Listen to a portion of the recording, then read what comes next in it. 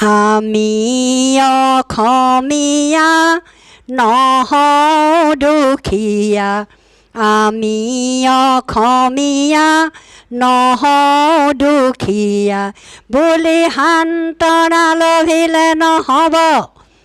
আজিৰ অসমীয়াই নিজক নিচিনিলে অসম ৰখাতলে যাব। আমি অসমীয়া নহওঁ দুখীয়া, আমি অসমীয়া নহওঁ দুখীয়া বুলি সান্তনা লভিলে নহ'ব। নানা জাতি উপজাতি ৰহণীয়াৰ কৃষ্টি আঁকোৱালি লৈ হৈছিল সৃষ্টি এই মোৰ অসম দেশ। বিভেদ পৰিহৰি নিজ হাতে শ্ৰম কৰি দেশক নগঢ়িলে এই দেশ হ'ব নিশেষ। আৰু মনবোৰো ভাগি ছিগি যাব।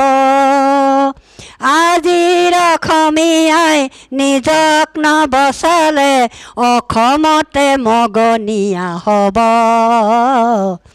আমি অসমীয়া নহওঁ দুখীয়া, আমি অসমীয়া নহওঁ দুখীয়া বুলি সান্তনা লভিলে নহ'ব।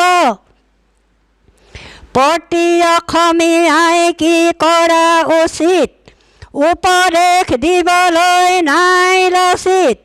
দেশতকৈও ডাঙৰ নহয় মোৰ দুৰ্বল চিতীয়া মোমাইবোৰ বোলা হেন্দাংধাৰী লাচিত নাথাকিলেও আগুৱাই যাবই লাগিব।